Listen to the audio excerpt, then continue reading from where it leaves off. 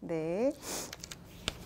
제가 최근에 읽어보니까 농업보호구역보다 농업진흥구역이 더 투자하기 좋다고 하셨는데 보호구역이 더 좋은 땅 아니에요? 그렇죠. 보호구역이 더 비싼 땅은 맞죠. 근데 이제 토지 투자를 하는 우리는 이 땅값이 올라가느냐 이 관점에서 봐야 된다고요. 그러니까 보호구역과 진흥구역 개념을 간략하게 설명을 하자면 저수지가 있고 농업용수로 쓸 저수지가 있고 그 주변은 이제 보호구역이 많이 있어요. 네. 농업용수로 써야 되니까. 그러면 진흥구역은 뭐냐? 진짜 농사 열심히 짓는데 병지 정리 잘 돼 있고 큰 땅들 이런 것들이 농업진흥구역이 란 말이에요. 그래서 보호구역은 실제로 농사를 열심히 짓지 않아도 농업용수만 오염시키지 않으면 돼요. 네. 농사지을 분위기만 해치지만 않으면 된다. 이렇게 이야기를 많이 하거든요. 처음 공부하시는 분들이 많이 헷갈려 하시는 것 중에 한 개가 농업에 보호자 들어가니까 보호자 들어가니까 행위자는 되게 강할 것이다 라고 생각하는데 그렇지가 않아요. 우리 집으로 생각해보면 쉽단 말이에요. 예를 들어서 고3이 우리 집에 있다. 그럼 고3 방은요 굉장히 열심히 공부해야 될 거 아니에요. 그쵸. 그럼 거기는 고3 진흥구역이라 할 수 있고 거실은 부부싸움 같은 거 하면 되겠어요? 안 되죠. 고3이 공부하고 있는데 안 되잖아요. 거기서 감히 떠들면 안 되잖아요. 네. 그렇지만 거실에서 공부해야 돼요? 공부 안 해도 되잖아. 그렇죠. 조용히만 하면 되잖아요. 네. 그러니까 고3 보호구역은 거실 같은데 네. 그러니까 공부 진짜 열심히 해야 되고 딴짓 절대 하면 안 되는 데는 진흥구역.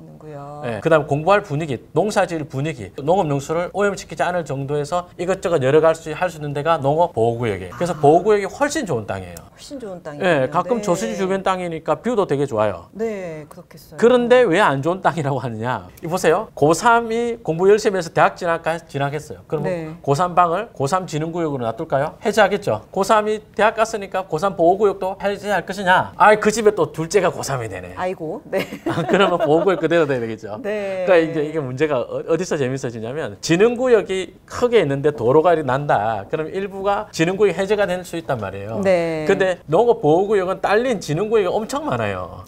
그래가지고 그 농업용수 보호해줘야 될 필요가 계속 남아있을 가능성이 크죠. 네. 투자를 하는 우리는 진흥구역이 더 좋은 사례가 많아요. 그러니까 이론만 공부할 때는 보호구역이 비싸고 진흥구역이 싸단 말이에요. 그렇죠. 예, 그럼 네. 이제 호재가 있다 같이 올라갈 거로 생각하는데 네, 네. 호재가 있다. 그래가지고 진흥구역이 뭐 도로에서 잘린다든지 도로 크게 난다든지 네. 여기 가깝다든지 이러면 진흥구역은 해제가 돼서 일반 농지가 되는 거예요. 용도지역도 올라가져요. 네. 근데 보호구역은 저수지 때문에 그대로 남아있는 경우 엄청 많아요. 예. 너무 재밌네요. 예. 얘기가 또 비유해 주신 고3 얘기도 참 다들 알아들을 것 같습니다. 이거 쇼츠갑니다. 네.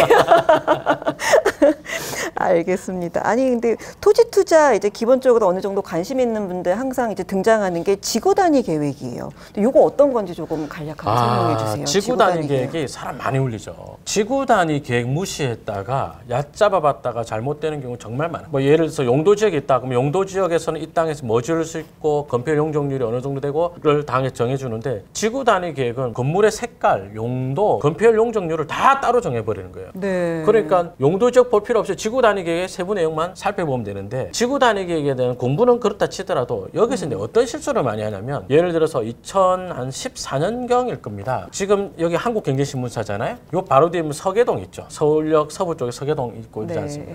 거기 지금도 낡았잖아요.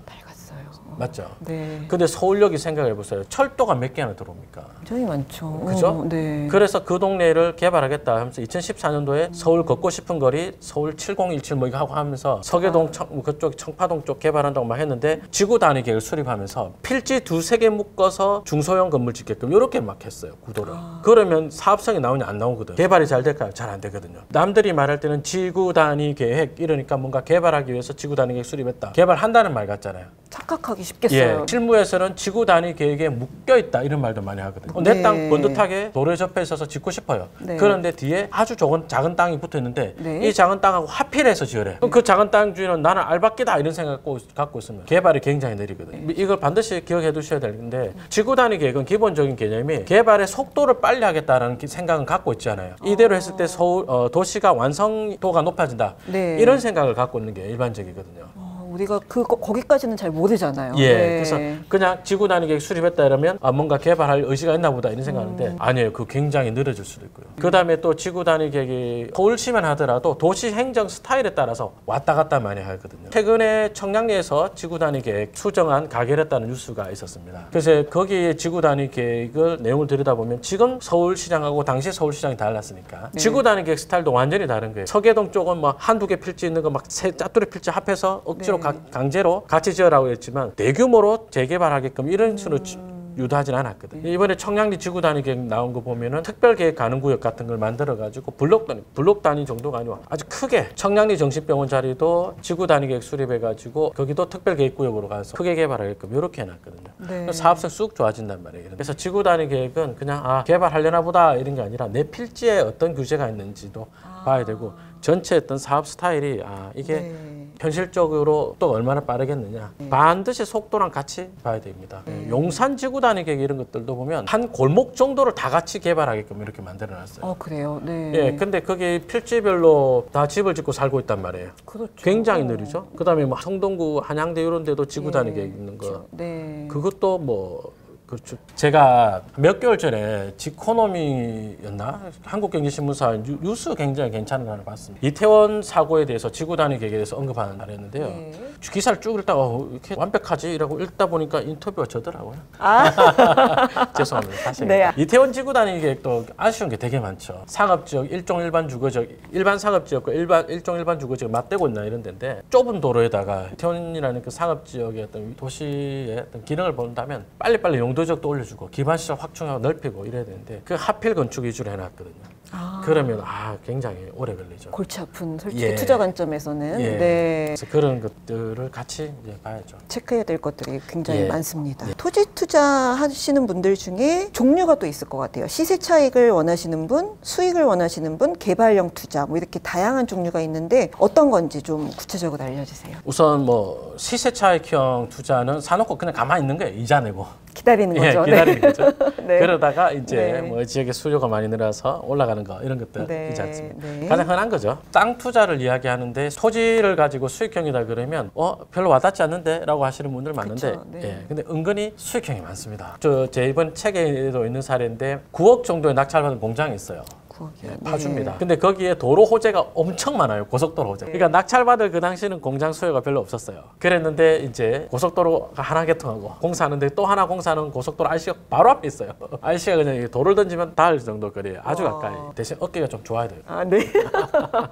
그런 데가 있는데 그 9억에 낙찰받고 월세를 지금은 400만 원 받는 그전에 350만 원 받고 어디서 그랬거든요. 9억 주고 샀는데 월세 350은 괜찮단 말이에요. 너무 괜찮죠. 그죠? 대출도 7억 5천 받았고 대신에 이제 아까 낙찰받을 당시는 공장에 대한 수요가 별로 없다 그랬잖아요. 호재는 있었고. 호재만 있고. 이게 아리까리한 게 뭐냐면 그 당시도 이제 장래 가치는 있기 때문에 낙찰받고 뒤돌아서서 개발 사업에 대한 사업 시행자가 나오고 고속도로 개통하고 이러니까 사겠다는 사람은 계속 나오는데 임대 들어오겠다는 사람은 없었어요.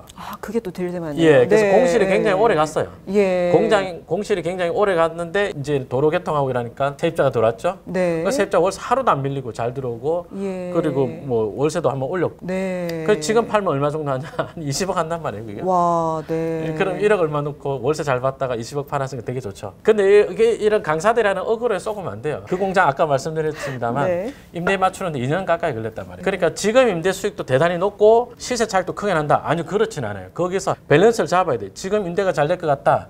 그러면 매매가가 올라가요. 그러면 양도 차익이 작아져요. 그렇죠. 일반적으로. 근데 임대는 잘 될 것 같긴 한데 근데 당장 세입자 맞추는데 오래 걸릴 거다. 저는 개인적으로 그런 걸 더 좋아해요. 그게 난가요? 그게 싸게 살 기회가 되거든요. 그렇죠. 뒤집어 보면. 싸게 샀다가 한 1년 이상 공실 가서 세입자 맞추고 그리고 나서 매각한다. 이게 엄청 좋죠. 공실이라는 뭔가 인고의 시간에 좀 견뎌야겠네요. 그럼요. 그래서 거저 먹는 게 처음 살 때부터 그냥 한 1년치 이자는 내가 그 생으로 내겠다고 생각해서 투자금에 딱 넣어놔야죠. 알겠습니다. 개발형 투자. 또 있죠, 이것도. 개발형 투자는 이제 뭐 내가 땅을 사서 뭐 다세대 주택 같은 걸 지어서 분양을 한다든지, 상가 건물 같은 걸 지어서 임대를 맞춰가지고 뭐 통매를 한다든지, 건축에 대한 공부. 좀 해야 실무도 새로 공부를 많이 해야 이거는 초보자분들이 하시기엔 조금 어려울 수도 있겠어요. 제가 준비 없이 개발 한번 했다가 좀 들려주세요. 그거 안 했으면 강사 안 했었거든요. 힘든 이야기 궁금한데. 참고로 이거 편집 안 했으면 좋겠는데요.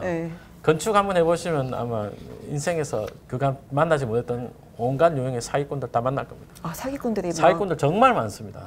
세상은 넓고 사기꾼은 예. 많고. 그래서 네. 개발이라는 것이 네. 땅 얼마에 사서 분양가 얼마니까 건축비 얼마 드니까 아 이러면 돈 쉽게 벌겠네라고 생각하고 덤비는 네. 경우. 계산상은 그렇게 딱딱 떨어지는데 그렇죠, 이론상으로는. 예, 근데 네. 뭐 돈 없는 시공사라든지 아. 시공사 면허를 빌려오는 데라든지 이런 데들 아. 그러면 이제 그 현장 가지고 건축주를 농락하는 그 사례. 지금 경기 북부에 네. 어느 지역 일반 상업지역 경매 나온 사례가 있거든요. A 씨라고 하겠습니다. 네. A 씨가 일반 네. 상업지역 그 좋은 땅을 갖고 있다가 굉장히 고층 네. 건물을 짓습니다. 짓는 중에 자금 부족이라든지 뭐 문제가 생겼겠죠. 대부분의 자금 부족이 이제 자금 부족이 아니고 시공사에서 입보를 못 하는데 할 수 있다는 식으로 해가지고 건축주가 돈 가진 한도 내에서 건축을 해요. 네. 그러면서 시공사는 일단 빼먹고 뭐 빠지는 경우가 대단히 많아요. 그 상황에서 이제 이분이 파트너를 완전 잘못 만난 것 같아요. 내 개인적으로. 그래서 내가 나머지 공사해줄게라고 하면서 그 사람이 등기를 가져가는 조건으로 했는데 근데 이 가져간 A 씨가 그 현장을 가지고 이제 어깨말로 먹고 사는 거죠.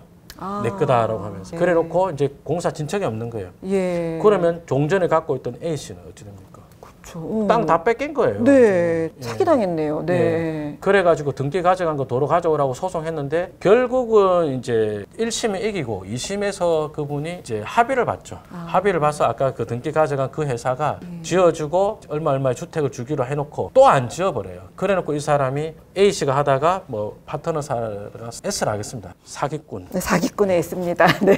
근데 또 네. S2로 넘겨요. 또 등장하는 예, 거죠, 같은 사기꾼이. 네. 그 법인끼리인데 가던 길을 했더라고요. 네. 그 상황에서 경매에 넘어왔어요. 그러니까 와 A 씨는 저 땅 한 푼도 못 가져가네요. 땅 날렸죠. 10몇 억짜리 땅 날렸죠. 그동안 짓는 건축비 중에 상당 부분 자기 돈 들었죠. 네. 그다음에 순수하게 공사하는 업자들 있잖아요. 순수하게 그 A 씨의 공사 집 지어주려고 들었던 시공사들은 네. 그것 때문에 도산 위기에 몰려 있고 유튜브 같은 데서 다 잘된 이야기만 많이 나오고 특히 지코노미 같은 데가 거의 공영방송 수준이지 않습니까? 부동산계의 예, 공영방송이죠, 예, 저희는. 뭐, 네. 이런 채널이 단점이 이런 네. 어두운 이야기를 잘 안 해주는데 우리가 또 어두운 면도 얘기를 해드려야겠죠. 어떻게 네. 돈 버는지도 중요하지만 어떻게 사기를 안 당하는지 엄청 중요하죠. 한번 당해보니까 아유 내가 눈물 없이는. 지금은 네. 제가 웃고 있고 살도 피둥피둥 쪄있지만 아유 정말 그때는 예. 좀 살도 빠지셨고, 예. 네, 다이어트네요, 진짜 사기 다이어트. 다이어트라고요. 아, 네. 시켜드릴까요? 네. 아니 그럼 대표님 사기를 안 당하려면 토지 투자할 때 어떻게 공부를 많이 해야 될까요? 공부도 많이 하고 네. 무조건 내 명의로 해야 돼요. 아 무조건 내 명의가 되게 중요해요. 예, 저는 개인적으로 뭐 공동 투자를 한다 하더라도 네. 3명에서 각 3분의 1씩 투자한다. 이건 별 문제가 없어요. 3분의 1씩 지분 설립해서 한다. 이건 문제가 없는데 네. 강사가 자기가 대표로 등기를 치고 수강생들한테 한 구자씩 돈 달라고 한다. 그 돈 투명하게 운영하겠어요. 거기다가 네. 이제 물건을 보다 보면 아 이게 좋을 것 같기도 하고 나쁠 것 같기도 하고 이런데 내 돈이면 그런 거 안 한단 말이에요. 호기심이 생겨. 내 돈이면 안 해요. 근데 남의 돈 끌어다가 한다. 그러면 해요. 남의 돈 가지고 무슨 이게 자아실현하는 것도 아니고 말이에요. 네, 자아실현. 예. 돈 가지고 예, 장난치면 그런 안 되죠. 것들도 하지 마시고 그다음 개발하는 것은 그건 또 다른 쪽 공부를 충분히 하셔서 네. 더 공부를 하다 보니까 이제 전혀 사기를 안 당하고도 할 수 있는 안전장치가 많이 있었어요 개발 중에. 네. 그 이후로도 이제 제가 이제 상가 건물 이런 거 몇 채 계속 짓고 네. 했는데 네. 단 한 건도 문제된 게 없었죠. 아. 그 이후로는 그 사이 힘든 건 있었지만 대표님도 사기를 당하시다니 뭔가 우리 네. 꼬꼬마 때 이야기입니다. 10년 꼬꼬마 전에. 때 네. 이제는 말할 수 있다. 예. 네. 알겠습니다.